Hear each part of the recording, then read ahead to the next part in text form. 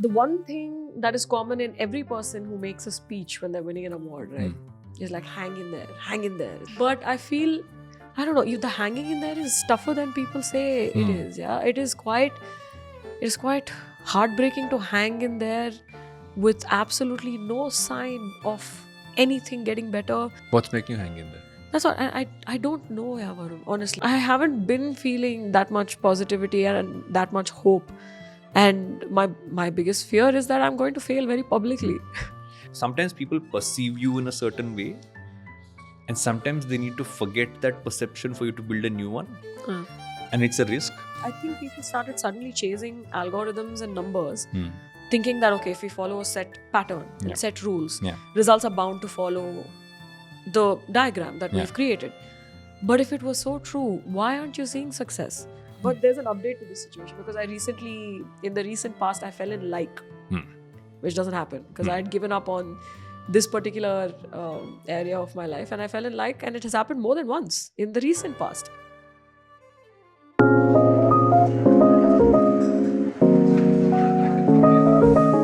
There are things that happen in our lives that are dictated by the stuff that's happening in our work, in our personal lives, in our friendships, in our relationships.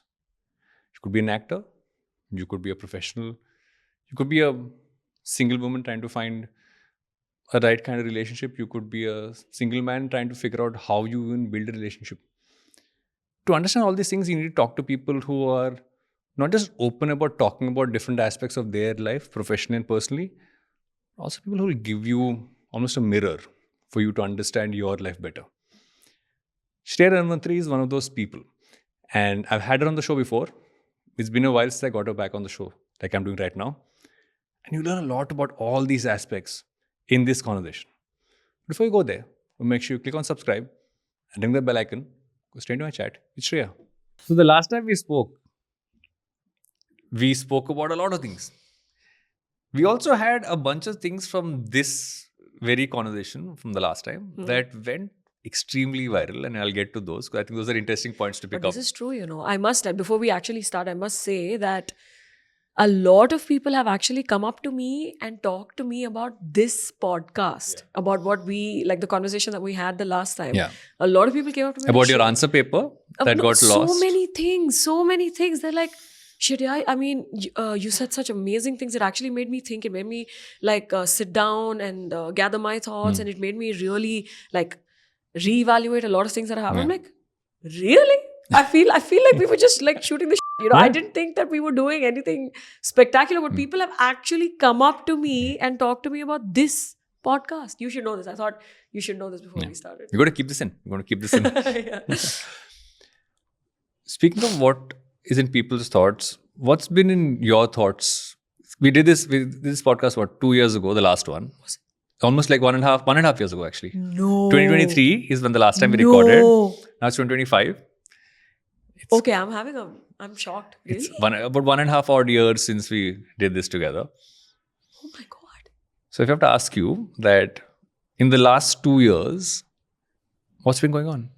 Oh, wow. Straight off the bat with a loaded question. So, this is something that I haven't really spoken to a lot of people. So I think it'll be a very good time to speak to the whole world about this. This is something that's so deeply personal.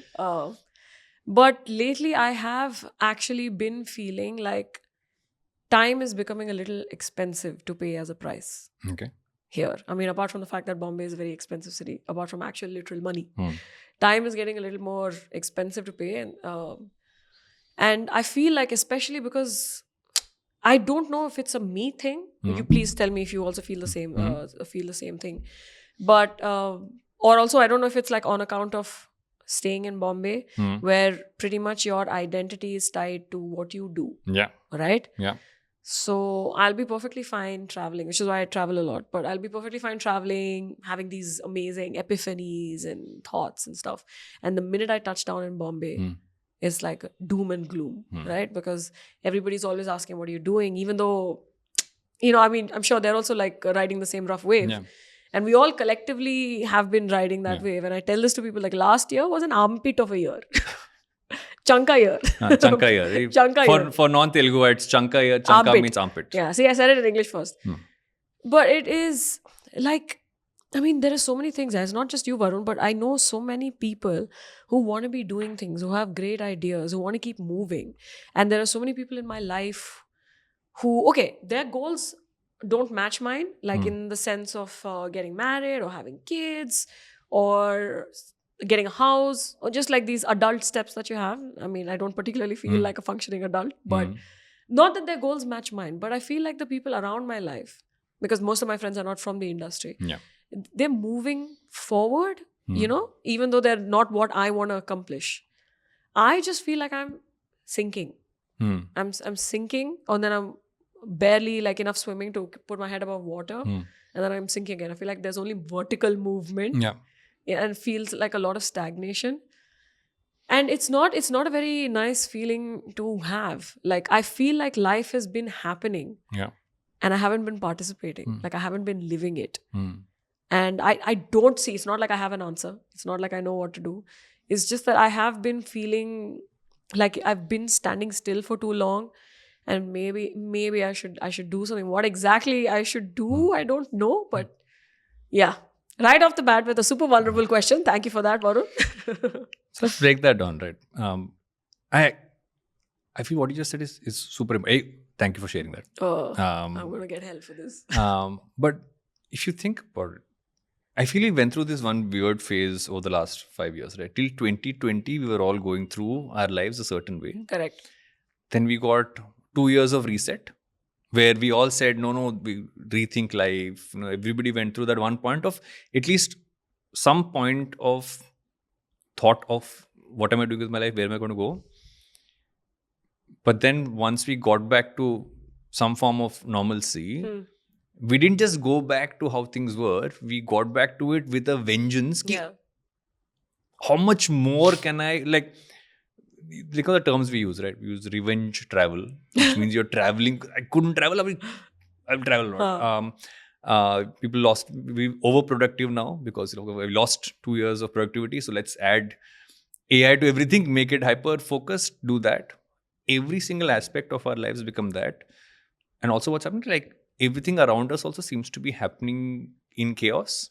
I mean, if you got Bombay, we're also in between roads being made and flyovers and metro and like, oh my God. It feels like so much is happening. And in between that, you're sitting and saying, I feel like I have a certain amount of strain in me because of my environment. Also with what I'm doing, because I'm pushing myself and everybody seems to be pushing themselves. And you're sitting down and like, is this what I really want to do? No, that's true. That's exactly. And I don't identify with some of the things that you said because of the overproductivity and all of that, because I feel like as an actor, and a lot of people who are watching this will know exactly what I mean. We spend most of our lives and our time waiting for other people to employ us and keep us busy and keep us productive. And if you want to do good work, that isn't available right now. Okay. A lot of the advice that I get is, it's okay na, to kar lo wo kharab film, kar lo wo kharab show, whatever, but you do good work. You will get noticed. And I don't want to take names, but I did do that early in my career. I did take up a film that I thought, okay, you know what, I don't quite get it. I don't know if people will get it, because I can't speak for the audience, but I mean, I can judge as far as I go. Like, if it works for me, it'll work for someone. Someone, right? That's it, full stop. It'll work for someone. But that didn't work for me, but I did it. But I figured that, okay, you know what? Like, if I do a good job, then people will notice. They can see that, okay, this girl has something to offer. It will lead to something. But no. Because apart from being in the arts, another thing our people tend to be is hella superstitious. And they put a lot of, they set a lot of store by Muhurat, by Nakshatram, Jatakam, all of that, all these things that they do. And once something doesn't do well, they associate you with bad luck, which is shocking, man. And the thing is, even if you do like horrible work, like if you've come there and completely like screwed your job and you've like really basically just vomited all over the place, but if it does well, you're gold. There's nothing you can't do wrong. So this overproductive thing, like I said, in the chunk a year, we didn't, I mean, me and a lot of people, like usually it's A lot of us actors, Yeah. because we're reliant on a lot of other people. So writers to some extent. Actually, a lot of the industry. But this time, over the past year, a lot of people have been like complaining and crying, whether it's directors, producers, editors, writers, and all these friends of mine who usually are busy, cinematographers, all of them, they're usually busy doing Yeah. something or the other. All of us were crying collectively. Collective wail. Yeah. I was watching something the other day, and I thought that was so interesting is that if you look at the percentage, the amount of content that was being made for, let's say, streaming, cinema, etc., 2 years ago versus last now, year, yeah. it is this like almost like it's not like a small percentage. It's just more than 50% lesser in terms of what It's like was a made. geometric regression. It's the Yeah. opposite of that. So I don't think the problem is that we're making stuff that is not great content. It's that we stopped making the stuff that was good content. No, we just stopped telling good stories. I don't know what it is. I think there's something that we talked about off screen, guys, which I'll bring about right now. It's fear. I completely agree with you when you talk about fear, because I think people started suddenly chasing algorithms and numbers, thinking that, okay, if we follow a set pattern and set rules, results are bound to follow the diagram that we've created.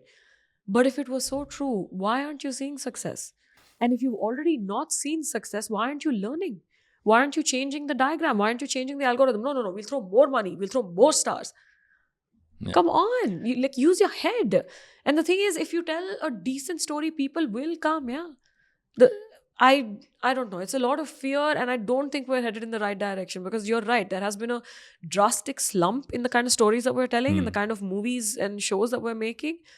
And I don't know, like there was a period where I feel like me and a lot of people like me, like the gates, right? The gates of this Opened. hallowed walls, right? They opened like a little bit, and we were like, "Ah!" We went in, like it was like a local train, and everybody just like rushed in. So me and like a bunch of people, we ran in, and then immediately shut again.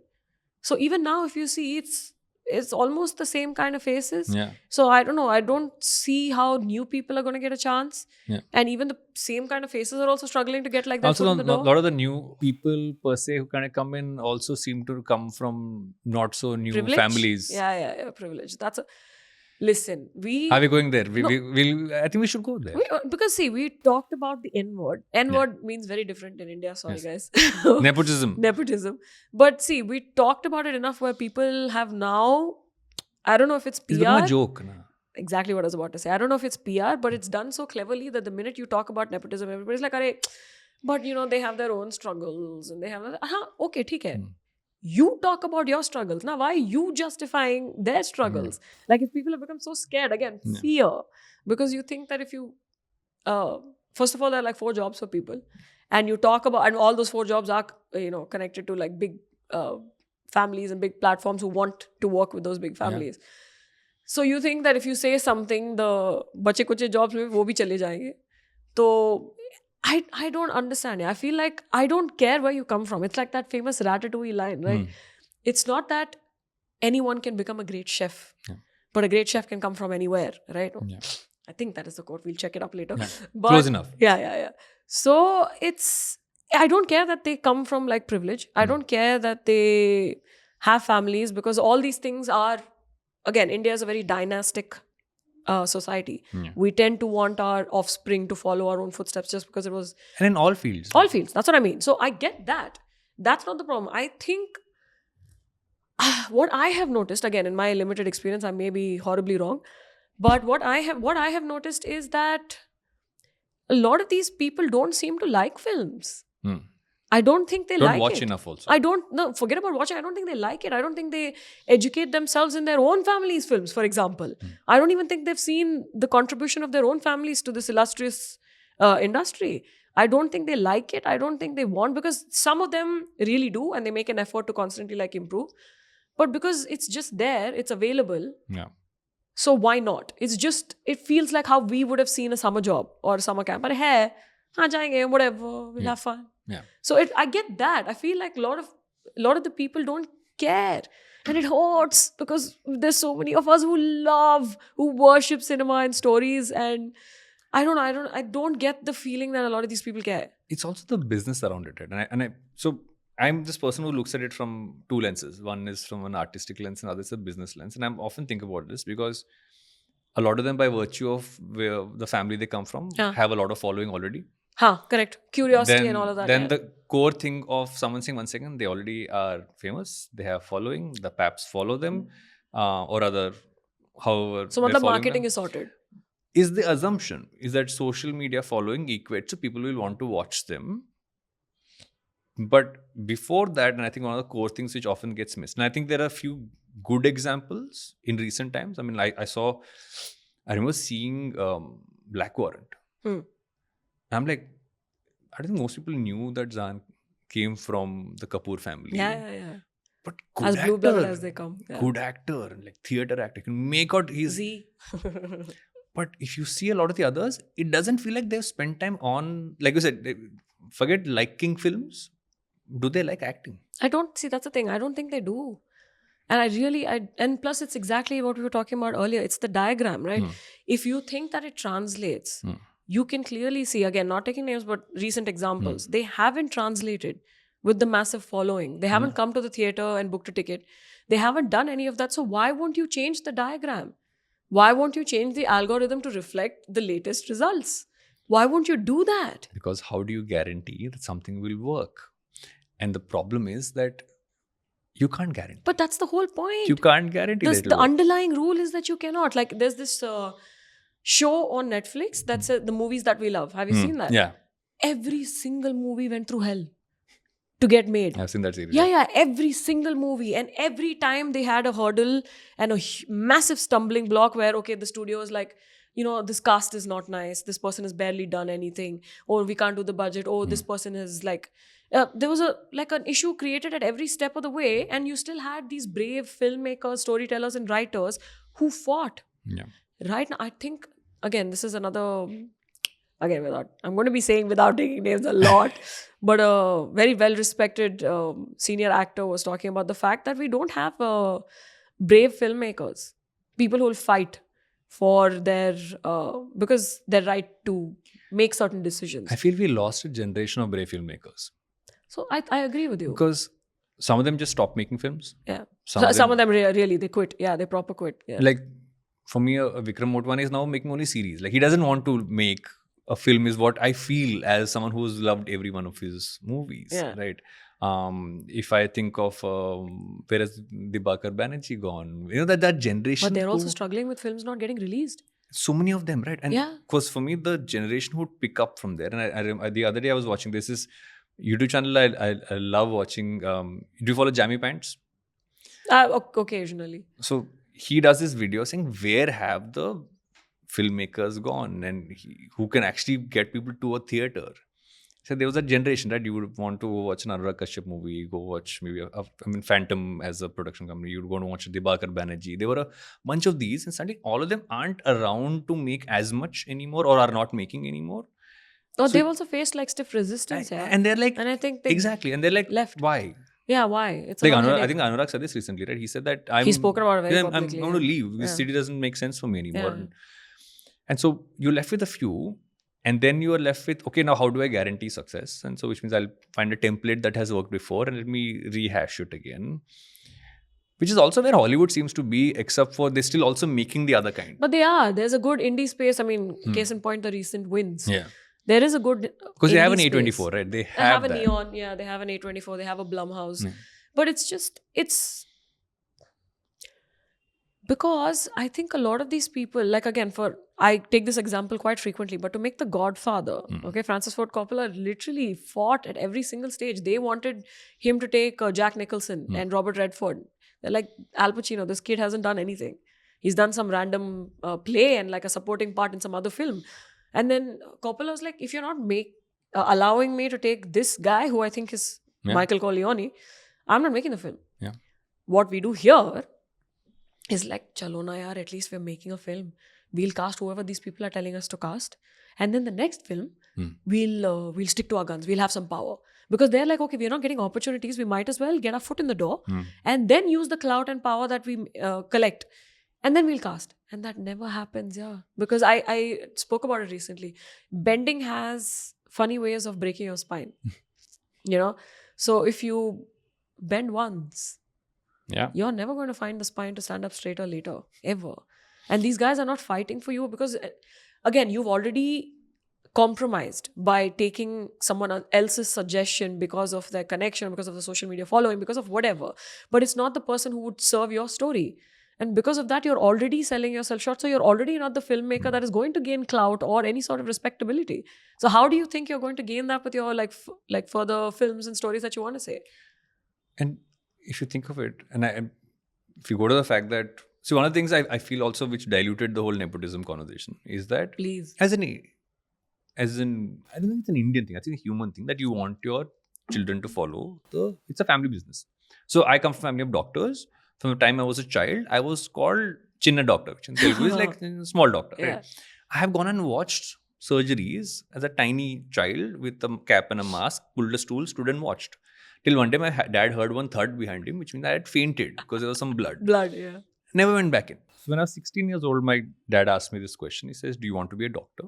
Because my dad was a doctor, my grandmother was a doctor. Half my family. My dad's mother was a doctor. Wow. One of the first female doctors in the town. My father became a doctor. And on my mother's side, I have like physician, orthopedic surgeon, gynecologist, ENT, dentist, everyone. So basically, when I was a child, you have a hospital in your family. When I was a child, it was cheaper to take a train and go home from boarding school or college to get treated than to actually go to a regular hospital. It was just like sorted. So go back and do that. Yeah. So he's like, do you really want to do this? And I said, I'm not sure. I'm not sure I want to be a doctor because I also love to code. I would do other things. He said, I'm going to ask you a question. Think about clearly. If the answer is even mildly no, then you will know you don't want to be a doctor. He says that imagine you are out the whole day. You're hanging with friends. You might be in a party, etc. You sleep at 2 a.m. Get woken up at 3:30 a.m. to ask you to go to the hospital and save someone's life. What is your first instinct? I said, is there someone else? I said, is there someone else who can do this? He said, don't be a doctor. That was your immediate response. Because he's like, you have to immediately say. Because I said, my point is that I'm not fully fresh. Can someone else do it? Was my very response. Practical. Yeah, very practical. And he's like, no, if you're a doc and you get called, doesn't matter if you had 1 hour of sleep, you get up and you go save their lives and you operate 15, 16 hours. I feel you need to ask that of every profession. If you want to be if you have a business and you want your child to be in business, in the same business, figure out if they can actually do it. Do they have capability to do it? I feel in the acting space, because there are also other commercial interests. Okay, they'll also get brand endorsements. Yeah. They'll also get social media stuff. Yeah, There's also that entire ecosystems around it. Their acting is a part of it's a part of the distribution. It's like, how Instagram is a distribution platform. An OTT is a distribution platform for more people to know them. So there are more brand endorsements. But what's happening in the essence of that is that actual acting sometimes, it's getting lost. Yeah, it's getting lost. The equity you're building in your distribution is ruining the sanctity of what you want to do. Yeah. It's so funny you should talk about dad conversations. I feel like all of our lives have changed with dad conversations. There are two. One, I remember in second year engineering, you have to do the internship. So basically, it provides a nice basis for you to be thinking of what you want to do when you get out, nice foundation and all of that. So I mustered up my courage and I went up to dad. And dad, obviously, standard positions, reading a paper, specs are here. And then I've come here. So I'm like, Dad, everybody is supposed to do like an internship. I was wondering if you could, help me.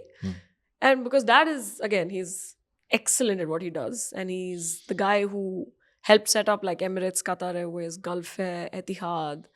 And when it came to India, Indigo and Akasa and all of that.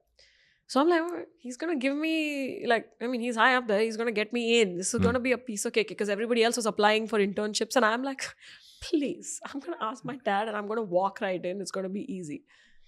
My dad, again, takes out the specs, folds the paper. I'm like, okay, I'm getting screwed. This is not going to A go chat exactly. is coming. Yeah, this is not going. I'm like, I can't believe it. Why? I couldn't fathom why, because you know your parents, you know what signs are leading to. But I'm like, I just asked for help. Why does it look like he's going to yell at me right now? So he puts it down. He's like, Papa, you should want to do things on your own. You should want to be able to stand on your 2 feet. Sigguleda. Matlab sharam nahi hai kya? So he's like, Sigguleda that you want me to help you. Then everybody else is going to talk about how your father was responsible for something you did. It's not on your own merit. Do you not have any sense of integrity that you want me to help you? Everything that you do in life will now be because I have helped you. I have like given you like the step up. It shouldn't be easy. Don't you want to have some sense of pride about your own accomplishment? And I'm like, I'm like 17 years old. And then half of it registered. But then I'm like, okay, not going to ask that anymore. But I think that was a big, big turning point in my life, because since then, I haven't asked him or my mom for anything. My dad, my sister and I, because it is true, what he said matters, because he also came from a small village. And again, to be the guy who helped set up all these massive airlines. And for me also, I can say with a little bit of pride, a little bit of self-earned pride, that everything that I've done is because of me, not because of, again, not discounting the fact that I have privilege with my station of birth. I get it. Not discounting that. But I haven't asked for help from anyone. And I came to Bombay not knowing what Bombay looks like, what Andheri is, what Bandra is. The rents are as big as your telephone numbers. You know, I didn't know anything, but everything that I've built is on me. Yeah. That was one conversation that really like changed, which is so shocking to me, because now when we have these conversations, clearly a lot of parents are not telling them their kids this. They're like, it's okay, we'll help. We had it tough. Why should you have it tough or whatever? But it's just, I don't know. I think it speaks a lot to my dad and how he thinks, which shaped, again, like we were talking about earlier, how you parent your child shapes a lot of the child's views as well. And even now, I'd rather do things on my own. So there's a chip on my shoulder about ever asking for help. That's a whole other problem that we need to work on in, psychologically and all of that. But yeah, I feel like if I can figure out things on my own, like even maths or something, because that's the only thing I used to ask my dad for help. And even that, dad is like, figure out if you can like get the solution or arrive at the solution on your own. Try every resource available, look at books, go to the internet, try everything. If you still can't understand, then come, I'll tell you. So it became like I think they were teaching us, my parents were teaching us to figure out things on your own. Like, try every available resource to you. And if you still find that you're a little helpless, come to us, we will help you. So there was a lot of permission to fail, which I think a lot of again, coming back to the nepotism, circling back to that, a lot of them I don't think are equipped to deal with things on their own. And they get real-time feedback and a lot of hate, sometimes unwarranted because it's quite brutal. But again, I mean, they've not been equipped. That's their reality. Yeah, they've not been equipped to all of that. And clearly parents are not saying ki sharam aani chahiye tumhe. You have to stand on your own 2 feet. I don't think anybody's talking about that. That's like one conversation. There's also the other side of that, which when you were talking about your chat with your father, so I, to put it mildly, was a recurring failure in life. That was my core competence, that I will be that person who's like, they say he has so much potential. I was that kid. School, then went to boarding school, then didn't get into engineering. Because I failed so much, my father said, I will find a way to pay some management fees to get you into engineering college, where I also continued to fail. So there came a time where I realized that I wasn't going to finish my engineering on time. Because I had one backlog paper. One is fine. No. I had people with 12. I had 12 ones. I cleared 11 of those, but I had one left. But that one was stuck in a way that I wouldn't get my degree after those 4 years. Now, on the path, because they said you haven't finished, so you're not giving you a degree. I got a course completion certificate. I only get a degree in engineering if I have completed all my papers. I'm too scared to go home and tell my parents. So I hide it from them. And at some point, I am like, I will find something else to do. I'll come up with excuse. Oh, I want to, apply to a few universities. I want to, No, maybe work for some time between, etc. Till finally one day I have to sit them down and say, guys, I know there's a plan, and I'm standard Telugu boy. No, like what is the route? You become a doctor or you become an engineer. My parents didn't force me. I'm like, that's options I saw. I'll be engineer, and be engineer, then go to America, right? Standard. I'd even applied. I'd gotten to some couple of random universities, nothing good. You can finish the backlog paper, no? You couldn't? So I couldn't go to those universities unless I had a degree. Yeah, that's what. In the meantime, you couldn't finish the back? I didn't finish it. I kept failing it. Because I didn't fail, like eventually finished it, but that's a whole different story. So I had failed it, and so I had to go home to my parents who had gone through, and especially my college years had gone through, like 11th and 12th and college, went through 6 years of me being like this and just getting worse. So sit down and I tell them this, right? Both my parents, beyond being frustrated, angry, which is very human, but not really showing it in that sense, said, okay, let us find a solution for you in your life. Father said, let me speak to a couple of my friends who are in some companies and see if they can get you a job. You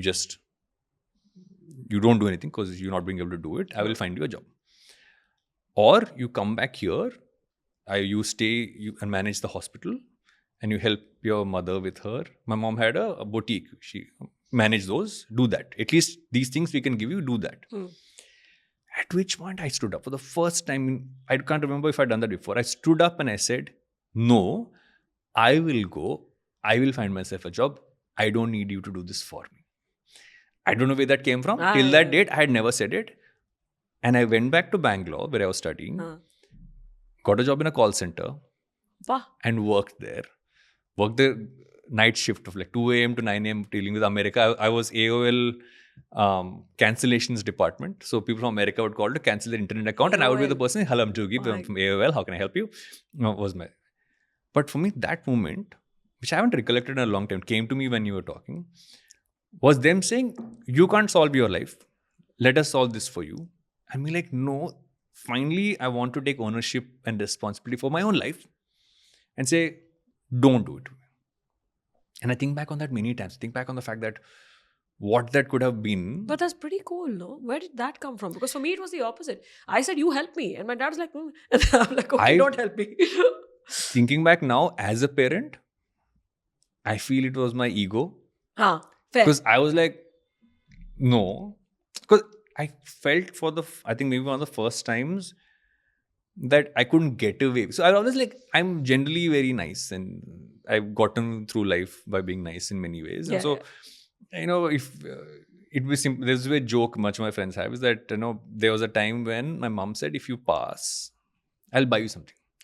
My friends are joking, you will keep failing till you get something sizable enough. Sorry. Right, my friends would say that, and it would be a joke. But in hindsight, that was actually me not taking responsibility for my own life. I think this moment just like sometimes happens. Maybe, I don't know, maybe does it, okay, correct me if I'm wrong.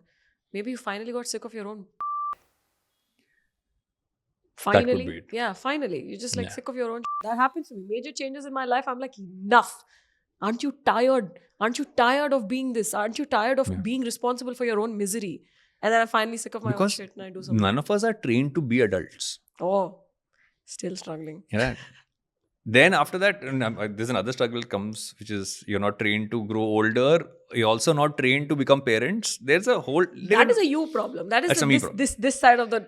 They're not trained to do any of these things. Yeah. So what happens is at some point when you have to take responsibility for your own life, so I made that choice. In hindsight, also not a great choice. I chose a job which was basically 6 days a week, 2 a.m. to 9 a.m., which means I had no life. Because I was like, when you're sleeping those hours, you were just crashing, had no appetite, would like eat like...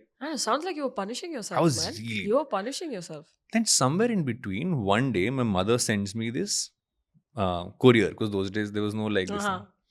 Which is an application to a media school. Saying you always want to study the media space, maybe you can apply to this. Applied to it, took that opportunity again to escape responsibility by quitting my job, going back home and not really studying for it. Till that day, I had to go give the exam. Then I go back to Bangalore to give that exam, and I take a punt of an entire entrance exam, which was meant for multiple colleges in this university. I said, it's a media school. Why do they need math, stats? I only answered English and general knowledge and walked out in half an hour Oh my God. and went out to have a drink with a friend. I got in. So, Oh my God. stood up to father, Yeah. took a bad choice to punish yourself, get an opportunity, don't take it, but somehow one door opens for you. And I go for, and that's the time I think I sat down and said, you know what? बहुत हो गया. Now if you don't do it now, बहुत हो गया. हाँ. this is like luck. Luck has opened one door But for that's you. true. That's what. It's just, gatekeepers have opened little local train. One, घुसा रहा है. the gate has opened. Now Huh. you got to go in and do something. And then I said, okay, there were round 2, round 3. Those I prepared for and went. And I got in. And that media school is why I came to Bombay, why I started working here, and why I am here right now. Because I only answered English and general knowledge and didn't try to answer the other things. Oh my God. But that was a luck. That was lady But you got luck to take shining. those chances, right? You got to. We don't listen to ourselves most times. I feel that one of the big things that happens is that sometimes we're listening to too much around. And if we actually listen to ourselves sometimes, we're like, the choices become much simpler. Sometimes. Yeah. Sometimes. No, that was Not all like- the time. Yeah, not all the time. The recent conversation I had with my dad is so funny. Because dad and they're very supportive. They are. But they think I'm wasting my potential. They think I could be doing like a lot of other things. So recently, like every time dad used to be like, Papa, ye sab kyun karna hai yaar? Matlab, पढ़ लो थोड़ा, MBA कर लो, you'll be a CEO in no time. मतलब life waste हो रहा है आपका and all of that. And every time I would be like, Dad, please, okay, I'm doing something, I'm getting somewhere, whatever. Last year, when he said this, because most of the time I've been lounging about and dying at home, Dad is like, beta, kya kar rahe ho? Padh lo, do MBA or do something. And I'm like, maybe. For the first time. Yeah. For the first time, because and that response scared me more than anything else. Yeah. Because I feel like the one thing that is common in every person who makes a speech when they're winning an award, right, is like, hang in there, it's going to happen, it's going to happen. And I don't know now, like, again, because last time the podcast was so inspirational, now it's going to be a complete bummer. I'm sorry.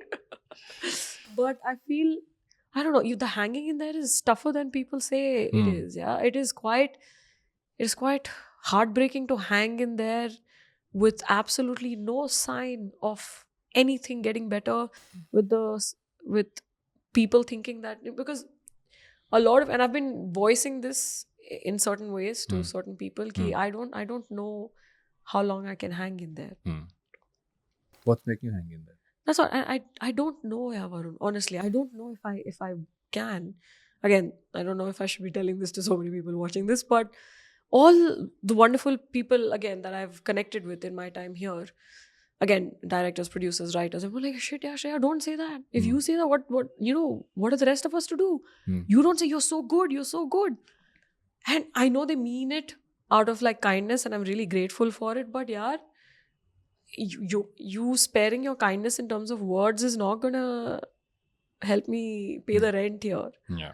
And it's not gonna, like, it's quite like, I don't know, it's like I said, it's becoming expensive as a price to pay. Time. And I sincerely don't know. And I'm saying this right now in a very normal way. Normally if I speak about this topic, I'm normally in tears and there's snot and all of that, but I feel like the meds are kicking in, so that's not happening. But no, because I am one of the lucky ones. I figured out what I want to do. This is it, man. This is it. These are the people, I mean, the heroes and the heroines in stories and books and movies and music are the reason why I was able to step out of my own cocoon, was able to face the relentless bullying that I faced as a child. And I got to create something that wasn't there before. That's magic. It's magic. You know? That's why you do it. No, but that's what. And I'm lucky. I figured out what I want to do. But I don't know. I don't know it, because the opportunities aren't there. The paths aren't being written. If they are, they're not being sent your way, because there are other parameters for people to make decisions based on your following, or who you're connected to, who you are seeing, who you are friendly with, who you are, in so many different ways that have nothing to do with acting. Yeah. And I don't know. I'm losing the battle with myself. It's not a very nice thing to admit, but I'm losing. So one of my favorite things to do has been for a long time is I'm like people talk about I'm a film fan, I'm a TV fan, I'm a media fan. I follow like how media patterns change, how people consume stuff. I was that I was that kid in 1989, which many people not born would actually sit and record specific shows of a TV on a tape, so I could rewatch it and understand why the sequence was that way. I was that kid. I was like, which is why my mom was like, you just doing this your Clearly, entire yeah, life, yeah. right? And I believe everything's a cycle. Is that when I think of television around the time when I worked in television, I can feel I'm about to get a dose of hope now. Just saying, I can feel it. when I worked in television at a time when reality TV was getting big. It was booming. Yeah, MTV and Channel V. We had like there was clutter breaking was the word. They clutter breaking. Roadies. Yeah, roadies, all that stuff. Like I worked on my first job as an intern was research for roadies. Roadies, right? And then I went on to create reality shows. The reality shows at that time, the early stage were, and I lived for that because it combined two things I love the most, which is human psychology and content. Oh yeah, you got to see a lot of that. Because I could sit there and talk to a regular person and just like what we're doing right now. I would sit with every contestant and do that and ask them questions. And those, when you saw reality, you have those people talking. Yeah. That was one of my first jobs to do. Sit really? And actually have like that the chat. offer, the talking Talk heads. about your day and tell me everything and ask questions that we can later intersperse between what happened. Because regular days are boring. That stuff is what makes it interesting. Correct. And at some point, it became, let's do more of what's working. And I remember this vividly that there was a point in time when it became less about the effort and more about, let's just do more of what's working. So, one roadies has worked, one Splitsvilla has worked, let's do more of those kinds. And suddenly the quality of the content was no longer a parameter. Let's follow what's worked. And TV went through this really bad phase of just like really terrible content. So, I don't think it has recovered. TV became OTT. And if you look at the first batch of OTT shows that came out, we were in those. Yeah. They were based off of, this is movies that really were in a sucky space. This is TV that's in sucky space. This is a way to make really good quality content. I feel we're back to the sucky stage. We really are. But post sucky stage, if enough people are frustrated with something, things change. Really? Because there's so many potholes and crappy roads in Bombay. I think enough people are frustrated. Nothing is changing. They might not make it in Bombay, but they'll make something. But I hope so. Yeah. But that's the thing. It's again, it's very... You want to seem bulletproof, right? You want to seem like this person who's unassailable. Like you want to be this... Again, like an inspirational person and always have someone look at you and say, oh, shit, yeah, she's so cool. Or he's so cool. Again, and saying... things like this isn't very attractive, right? People don't, because talking about the superstitious thing, for some reason, if you're vulnerable about where you're at in this particular industry, people think it's infectious, like it's transferable. No, don't talk about this. Nahi yaar, because there's a way of forced positivity. Nahi, ho jayega, yeah, what are you saying? Positive. You aise sochoge to aise hoga. Like don't like manifestation, all of that. So in all of this, I don't know if many of us are actually getting the chance to talk about, no, I'm really scared. I'm actually really scared that I will fail very spectacularly. Yeah. That I'd be this one person who did a couple of good movies, a couple of good shows and just vanished, and just didn't amount to anything. And you have like an idea of what you want to do and what you want to be in your head. Yeah. My biggest fear right now is...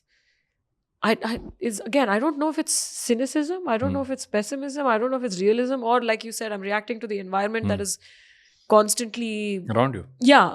For the past 2 years and the chunka years. But I don't know. I haven't been feeling that much positivity and that much hope. And my biggest fear is that I'm going to fail very publicly. Have you read Matthew McConaughey's book? No, I haven't. I heard it's good. Green Lights.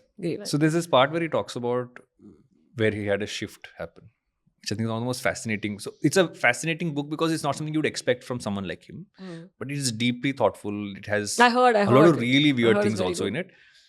So he was doing all these rom-coms. Yeah, I think I read that excerpt. He was like the rom-com guy, right? And he's like, it wasn't exciting him. He just kind of felt like he was in this.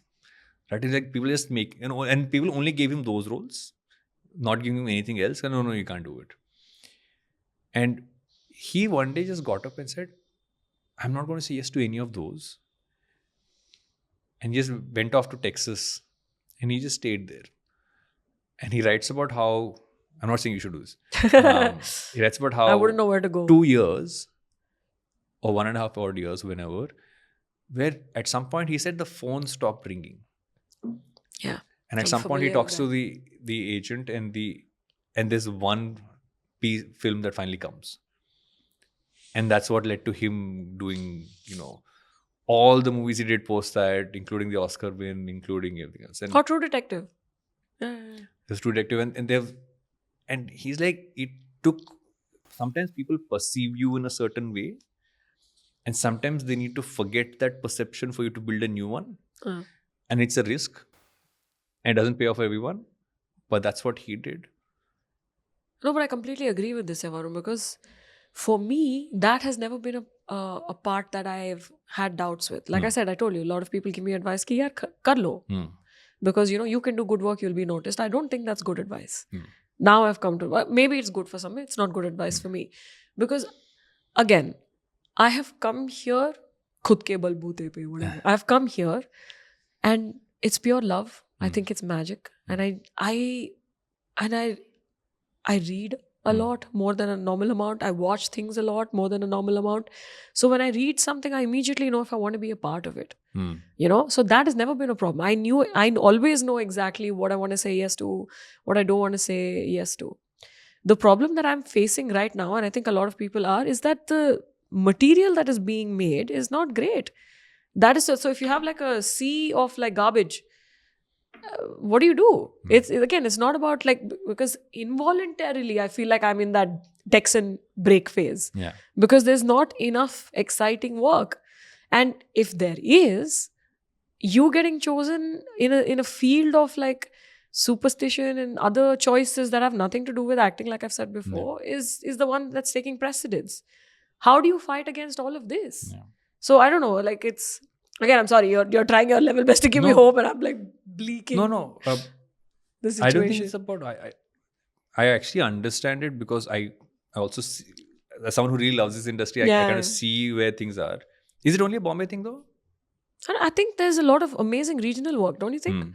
I think so, because here, I think what is happening is what you said. Let's do more of what works with the reality show. And again, a lot of it is PR, a lot of it is pumped. Everything is like, people are being placed to say certain things, scream certain things and all of that. I don't know if people know where true appreciation and true noise is happening. Yeah. And I don't know, especially with Hindi films, because people are running around like headless chickens a little bit. Yeah. Because I don't think they know where they want to go. I see such great films, and I feel people are watching more regional cinema now on streaming. And see the lesson that, again, our industry is taking. Let's remake.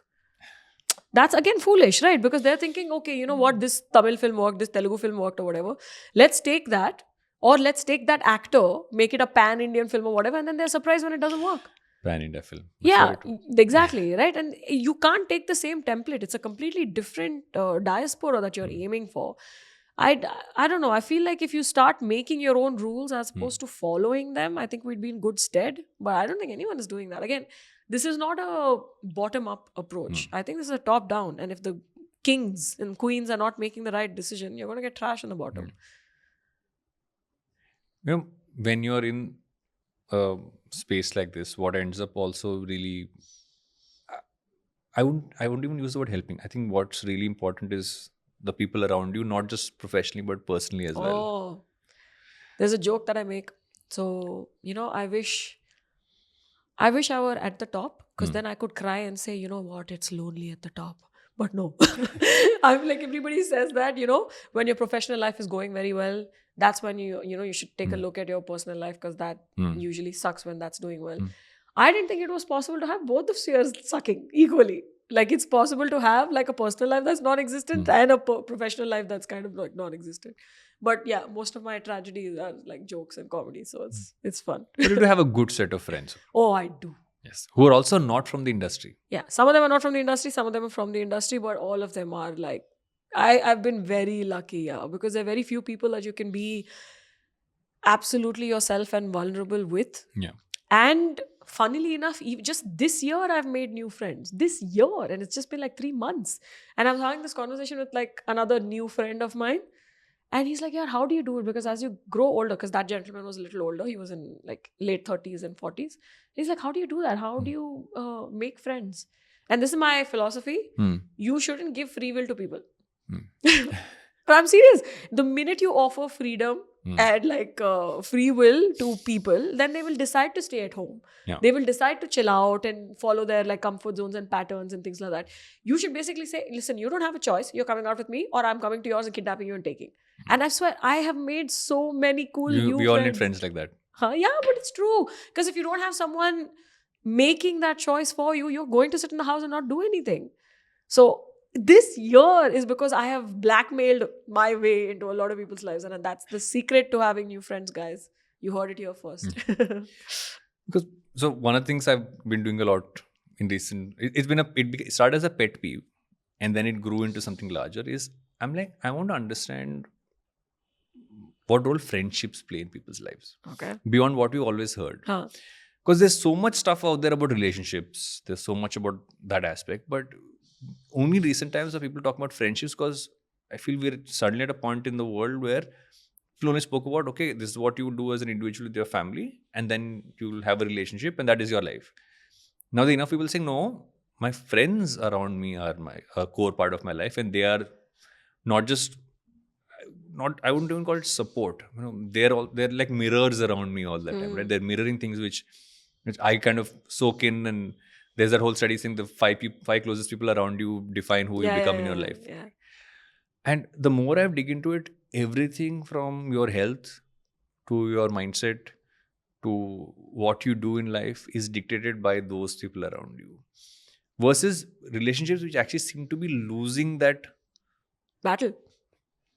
Because you're like, I'm not meeting the right people, or the people I'm meeting don't seem that great, or the fact that they don't seem to be any, either people are in relationships and they're not available, or there are people who are not in relationships but you don't want them to be available.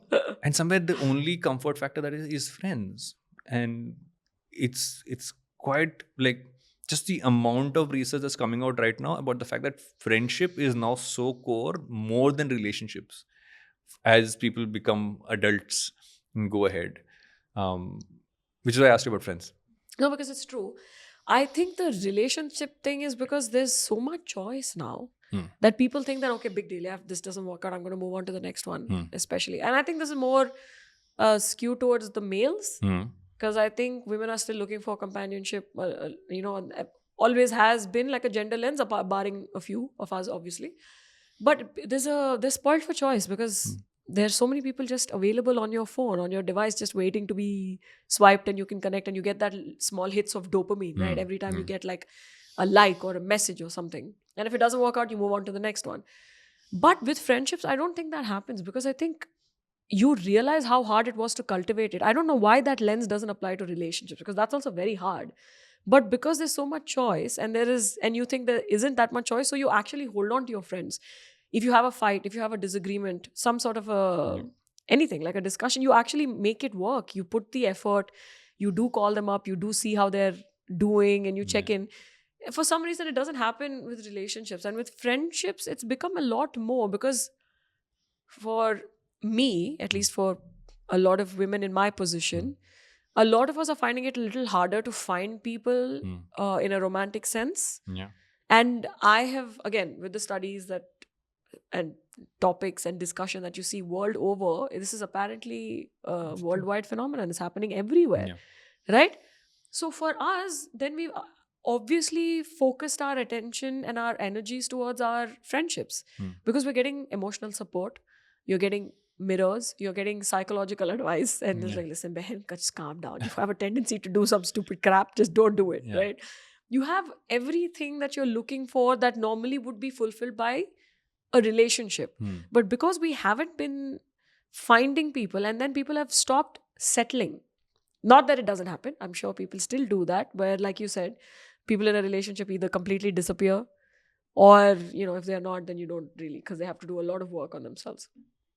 But because that hasn't happened, we actually focus a lot of our effort and attention towards our friendships, and we get a lot of joy back. There's not a thing that I'm lacking that I don't get from my friends and my family, and I've been so lucky. I mean, there are other needs that a partner can fulfill, but this is a family show, so let's not go there. But even that is available. So you're right, because I don't see now the significance of having like a romantic attachment unless it adds to your life. Yeah. And that's becoming a little rarer for people like me, that I've found. There was a time it wasn't a choice, right? Yeah, It correct. became like what you had to do. It's something you have to do, yeah. But there's something else that's also changed. And so there's this interesting conversation starting globally around men, which I find super intriguing. Because on one end, we had this entire evolution of saying, okay, there is toxic masculinity, and then there is the opposite of it.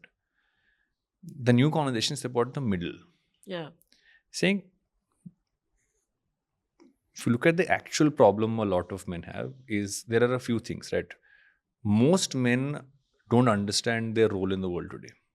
I think so. As they're growing up. Because you were brought up in a world which said that men drive Providers. everything. Yeah. You were not tuned to saying that now it's an equal playing field. If not, there are more women who are getting educated, have college degrees on average than men. That's the global average. Yeah. There are more women than men, which means you're also intimidated. Yeah. You feel like you're behind. Yeah. You also have a bit of this thing saying, one second, I was supposed to be the stronger one. Yeah. I'm supposed to be the provider. Yeah. But I'm not getting a degree as much as a woman is. I'm supposed to be a provider, so I feel less than. I feel men also require. I'm going back to a study. Studies say that for your heart health, male versus female, there was a study that was done which said that for women, friends are more important for your longevity and heart health. For men, it's family. Because family gives you that sense that of safe cocoon. I have purpose, right? I'm like, okay, men are supposed to be the backbone. Is how you're tuned. I'm not saying that's what it is. It's because you have just gone through the world being told this. That's also what you see around you. And so when you don't have that lack of purpose kind of comes in, and they're like, how do I even try? You heard that demographic where they say married men and single women are the happiest in the world, and the unhappiest one are single men and married women. No. But no, it speaks to a lot of what you're saying, because I feel like our parents and the world over, especially 90s, 80s, where we were all, we've come into this planet. They've raised us, the daughters, to be independent and intelligent and responsible for themselves, like the lecture that I got when I asked my dad for the job. Yeah. Like, they've raised us, but I don't think they've raised the sons to live in a world with independent women side by side.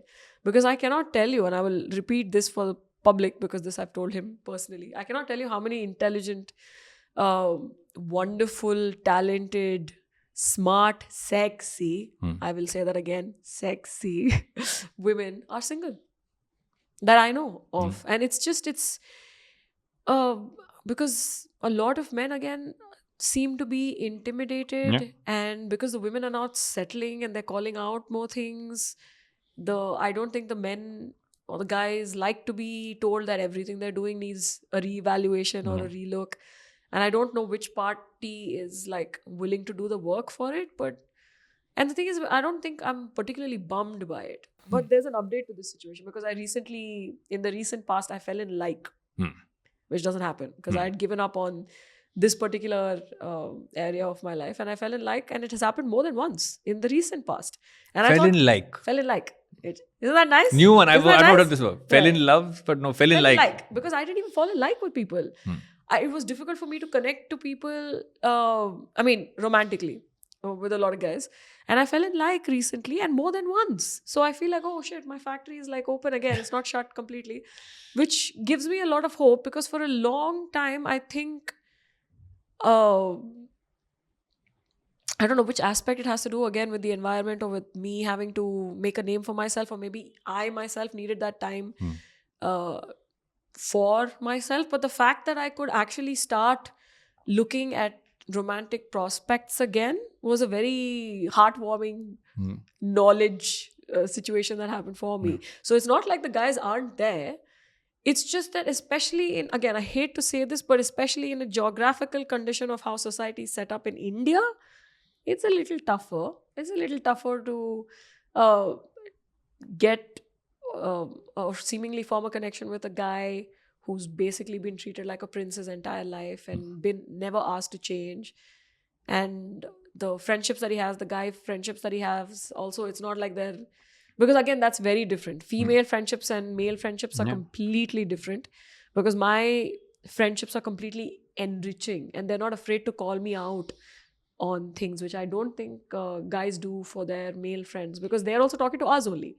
Even the male friends are talking to the women in their life, and because men don't share what they're feeling with each other. Yeah, because they'll say, "Arey shit, yeah, why are you talking about your feelings? What do you?" I mean, they'll make fun of it. They'll make fun of you for having emotions and feelings. So there are two parts to that, right?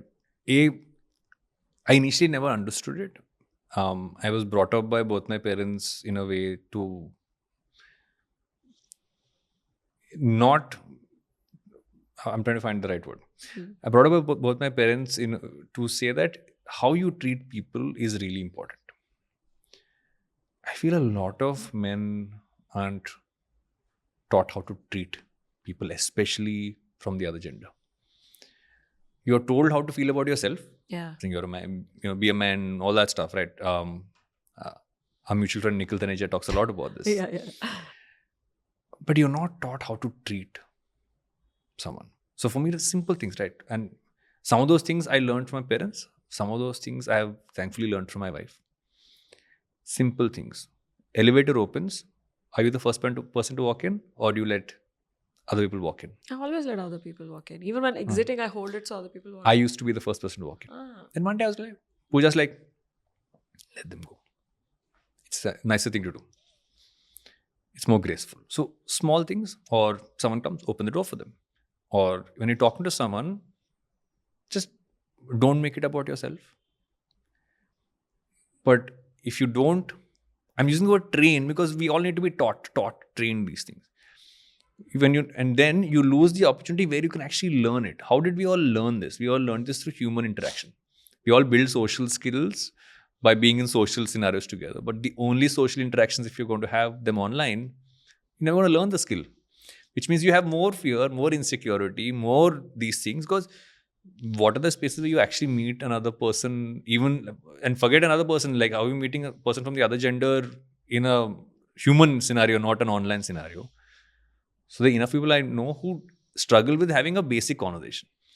Now go and asking someone out, to chala gaya na wo to. So when you do it also, you do it in a way that is so wrong that other person like turned off immediately. Yeah, but that's a complete skill. I think good manners are very attractive, and we've lost that. Again, it might be a gendered thing because as women, we are subconsciously taught not to draw attention because we already receive such unwarranted attention because of our gender. So I think we are just subconsciously taught not to attract any more further like eyes or attention or spotlight. We are subconsciously taught not to occupy space. But because of that, we are always you first. That's why, we have to be taught that, put the oxygen mask on yourself before you put it for someone else. But in this process, we tend to forget ourselves. But we've collected some good manners along the way, which I don't think guys are taught because the guys are like, me first. I'm the main character in my life. Everybody else is playing a supporting role. So me first. And manners as a thing isn't taught very much in our society. But I think especially in, again, Indian societies, because ladla beta and all of that, which also necessarily isn't inherent to us. It's become that because you have also you have not taught the other side. Like I think of myself as a parent, and I think many times I have a daughter and a son. Yeah. And I'm like, it's not, will I give them less ladlaness? Never. I will give them everything which I can. But I also not tell them what is not kosher. What is not something you should do. Like, don't, like anybody who's older than you, refer to them with a sir or didi or something, ma'am, right? Also that really tiny, so didi comes in. But it's just simple things, saying please. How do you say please? How do you share? How do you take turns? The basic social skills. And the more parents I talk to, I feel we finally have a set of parents now in this generation. Because I think the earlier set, it was like you will learn it anyway, right? Because kids have to go to the playground. You have to go to college. You have to, you have to go to different places to meet people because there was nowhere else to go. Now there are a set of parents who are like, I want to make sure my kids learn this, but I don't know how to teach them. Because no one taught me. I just learned. Yeah. And that's why I have hope. Because, and that's something with me and Pooja talk about it. That's actually why we started Emomi. We're like, one second, how do we don't know how to transfer these skills. And every parent's like, I don't know how to transfer these skills. And like, can we actually build something to teach kids to transfer the skills that we want them to grow up to? But coming back to the men thing, and I feel that's, this word, not gentleman. We don't have those. We don't have those anymore. We have forgotten the value of a gentleman. Yeah. A gentleman is not, which is why I have a major debate many times with our common friend Nikhil. I will keep referring to Nikhil Taneja this way. Is that, and I know he agrees with me on many of these aspects, is that the word woke did something. Was that it suddenly said the opposite of masculinity is being woke. And I'm like, no. No, that's not true. That's how people think of it. Okay. But I'm saying the middle ground is being a gentleman. A gentleman is chivalrous. He still acts like what is traditionally called a man. But he's also like, he's a decent person. But allows other people the space to be themselves. Exactly. And that's why the definition of gentleman is not how you dress. You not wear a suit. Yeah. Though I miss that also. Yeah. Guys in suits are delicious. Yes. Not in this weather. Yeah, you cannot get me to wear a suit in this weather. Sure. Although I do have a suit. It's something I grapple with a lot now that I have a son. Okay, but I have a question then. Like, how do you propose to deal with how to deal with the opposite sex? Because I feel like, again, Indian society, you're kept apart for most of your life. And I don't think we have, like, unlike the Western construct where you have proms and you have spoken about this before, but you have like proms and like other things that allow people to like integrate and talk to each other, and you develop skills. There's charm, gentlemanly behavior, all of that. In India, there's not so much. It's like you're kept separate. You know what our proms are? Festivals. That's true. Garba, Dandiya, Diwali. Holi. If you look at all festivals are made for that to happen, right? Holi is around that. And you look at how they sequence around the year. Think of Diwali, Holi, all festivals, they are made to make people meet. What we've also lost is community. Now, because we don't have communities, we don't living in communities, we're living individual lives. We don't have those interactions too. Yeah, we don't. But again, that doesn't solve the problem. But then how do you do that? Because you're kept separate for the most part, and then you're like, okay, now get married. Or, okay, go find people, go on these apps, or, go on shadi.com or whatever. How do you solve this? Because most of the people don't even, and it's not about talking. It's also about, like you said, to be attractive as an individual, and then to seem that to the opposite sexes, it takes a little work on yourself. And I don't think our guys are doing that. I do believe, and it will always be a percentage. I do believe there is a percentage of men who want to work on themselves. No, obviously, yeah. And that's growing. Because they are seeing that the only way for me to progress in my life, and let's make it a selfish thing. I think it's a human thing, right? You want to make sure that you are in a certain way. If someone says, you're only going to meet someone, you're only going to be able to have a happy marriage or have a good career or progress, is if you are like X, Y, and Z. And keep propagating the right examples of that, people follow it. The problem is that we don't propagate this as much, the gentleman category. We propagate all the extremes. We're a world of extremes, right? We propagate the extremes, propagate I'm a centrist by nature. Yeah. People talk about left and right, and I'm like, I'm center. And like, center nahi hota, I'm like, center hota hai. Center is called balance. That's how I look at it. मैं center है. मैं center हूँ. मैं बीच में खड़ा हूँ. And till you make that, show incentive ना, क्या मिलेगा? Basically, eventually, if you can show people this will be valuable for them as individuals, people will follow it. The problem is we don't show that it will be valuable enough. How do you? Because the shortcuts, na. Go to an app, swipe kar lo. But that's true. Go to matrimony website. Yeah. And every time you think that, okay, the next one's going to be whatever, the next one. And also, don't you think there's an effect of seemingly most of the world governments leaning towards right, and the kind of art that has been doing well lately seems to champion a certain type of a male. Don't you think that has a apart from it being alarming, but what do you think about that? I feel people consume. I flip it around. I feel the content that's made many times reflects what people's headspace is like right now. Isn't that alarming? Again, it's a cycle, right? We had hyper masculine, this kind of cinema also. If you think back into like 80s, was that? It's everything's. I think I'm repeating myself somewhere. Everything's a cycle. I think I'm only saying that because I was literally sitting on the other day and writing about just understanding age. I'm going to be 43 this year, and I'm sitting down saying I'm trying to understand my own relationship with my own aging. Because now when I get up, I grunt a little bit. I have that. I have a couple of friends who have reading glasses, and I know I'm going to get one, which is why I got LASIK last year. Okay. I'm on the verge of getting reading glasses, so I was like, let me just get like one pair of glasses out. Others I have to wear two. Oh my! So I didn't want to be that uncle. Like, ek upar, ek yahan par, na. And the more I think is that we're coming to a point where it is, and I don't want to put it all on the parents, but I feel it is all on the parents. Okay. The environment in the home is what a child learns from.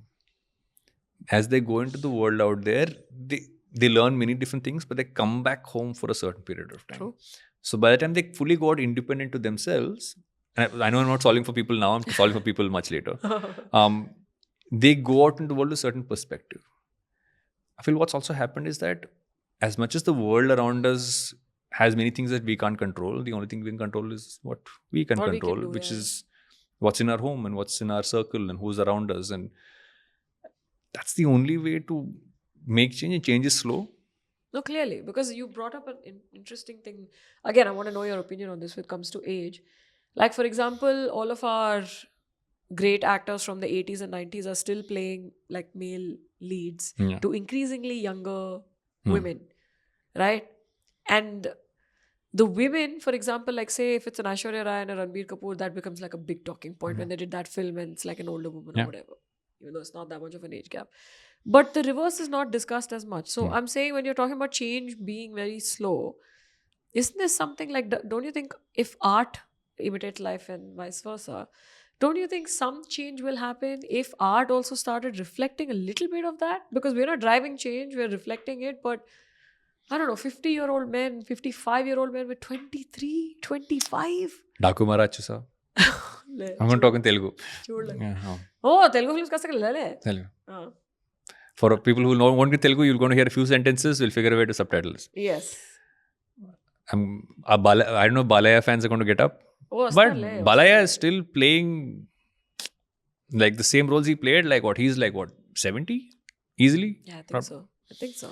Like, Hindi lo kuda atlane chestar kada. I mean, it's the same. I mean, you have. I know Daku Maharaj is top of mind for some reason, but anyway. I don't know why Daku Maharaj is in your head. But even the Khans, for example, act with 25, 20-year-old women. And like it's okay for the guys to have like salt and pepper. It's not okay for the women. It's okay for the guys to have like a paunch and have a dad bod and have that sexiness, and not for the women. Why are all the stringent rules again only for women? And I feel like if that doesn't reflect in art, do you think that change will happen in society? We can't wait for society to change. I feel the commercial masala genre, do I see that fully changing? No, maybe. No.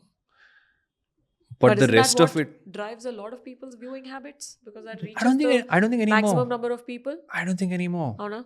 Think of the fact that how many times do people actually go to theaters to watch anymore? People just want to pick up their phone and watch on a streaming platform. That's quite troubling, but it's true. The theater experience hasn't been very fulfilling lately. I can't remember the last time I went to the theater. I went Monday, Kani, but I'm just saying, your ads are 15 minutes and you edit scenes out of a film that is rated R, that is meant for adults. Yeah.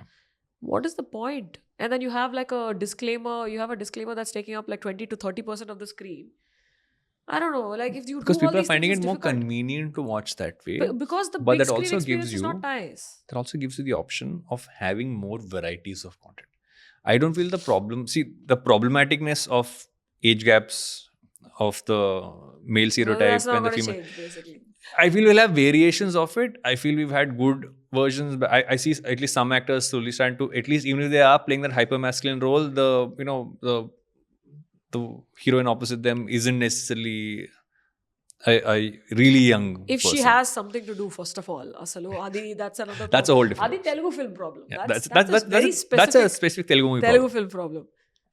But I feel the bigger problem is that you always need to have enough alternative content, which actually became mainstream. If you look at, I mean, apart from the Chanka years, I'm going to keep using that. Yeah, because the great.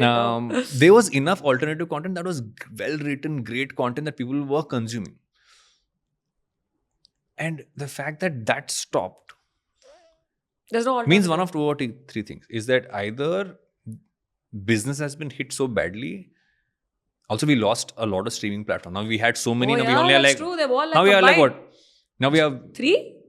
Jio, Netflix, Prime. Yeah, 3. What else is there? Z5. Which kind of goes into other, Sony Live. Sony Live, Z5. Yeah. Jio or Hotstar I've watched. So then that's not happening.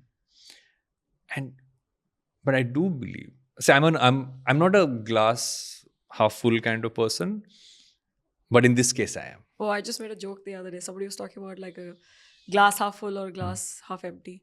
I'm at this point in my life where I'm very happy there's a glass. I'm like, forget about the fact that there's like half empty or half full. I'm like, I'm very happy there's glass. Oh, there's water. Great. It's a bonus. But yeah. Also, you're the only person I know who's seen Daku Maharaj, by the way. I watch everything. Clearly, we've established this. Balaya movies have their own charm for a very different reason. But I was a huge fan of Aditya 369. It was one of my favorite films. Yeah. I had actually forgotten that Aditya 369 had him. I always thought it was a different actor till I finally found it on YouTube and I watched it again. I love It's fully there on YouTube. The whole movie is I love best sci-fi movie. It's true. It is the best sci-fi movie. It's a I'd seen film, as a child. 369. I love it. Songs, Ilayaraja, Assalu.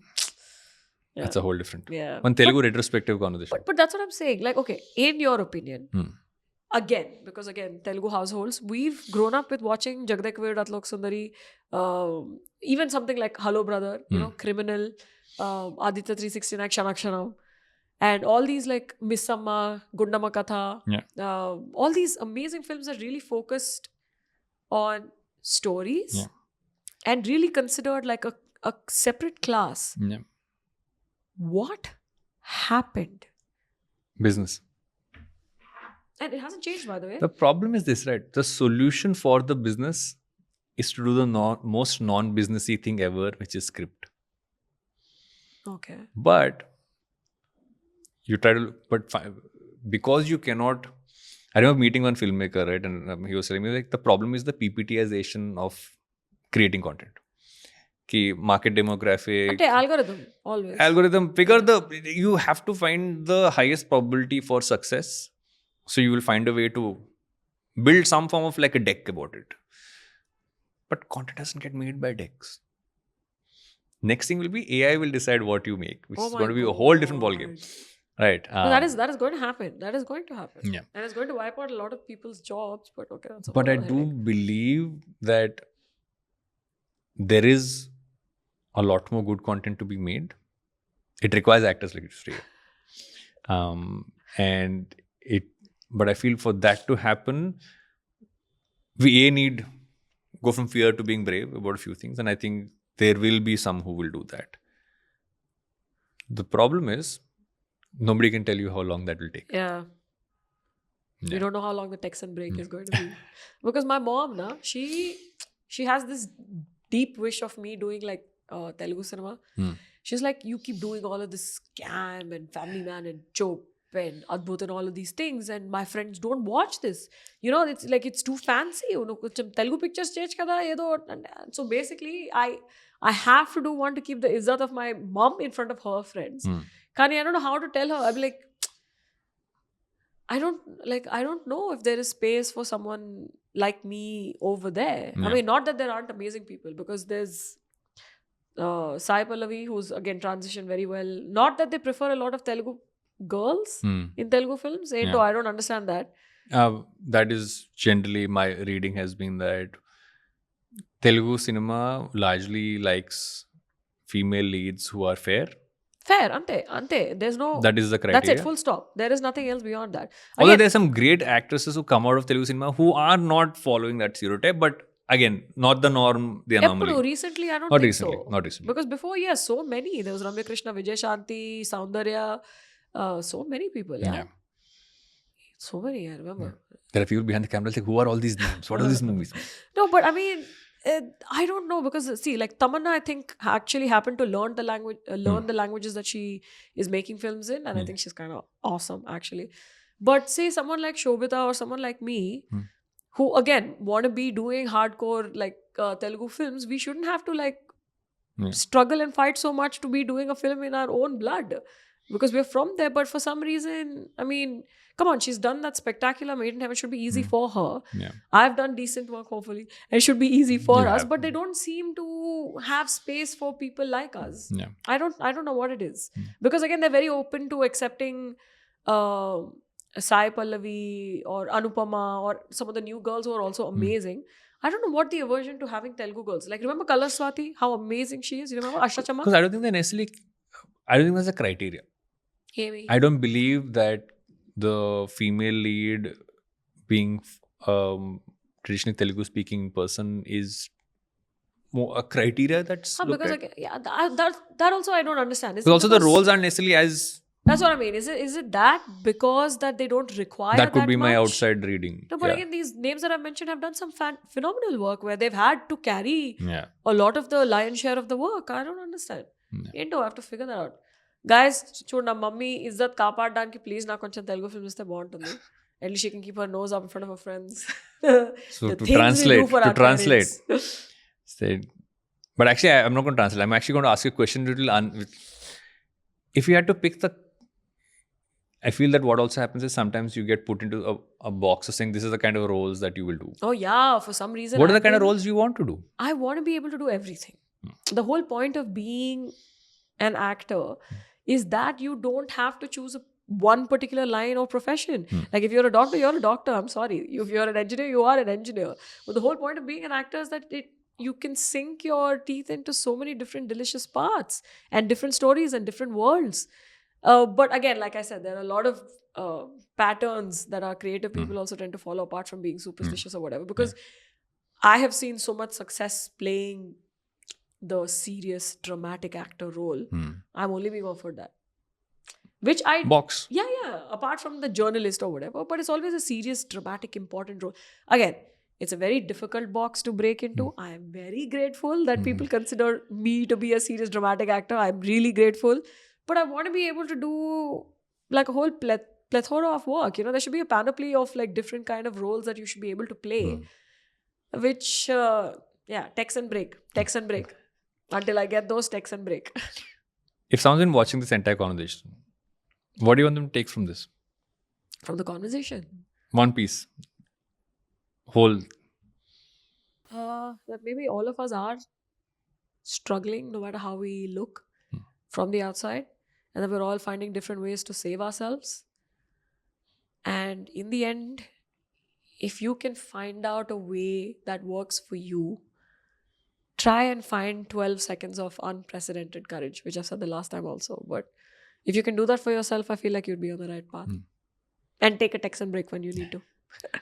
Well, I look forward to a year or from now when you come back for part 3. I can't believe part Asalu, 3. 1.5 years. Even you said you were going to talk about the things that went viral, which you didn't talk about. We didn't talk about that. But I think we talked about a lot of things. Yeah, we did. But you said you'll tell. What is it? So 2 things you spoke about. This is for this is a term I love on YouTube. It's called the later gang. People who stay till the end and watch YouTube video, they call the later gang. If you're watching now, you're part of the later gang. That's so nice. You should start a later gang thing for the show. If you're part of the later gang, you can comment and say you watched till here. The 2 things you spoke about. One was the fact that your career was set, you were going in a certain direction. Yeah. And never got below 19 ever in your study period in life. 95. And 95.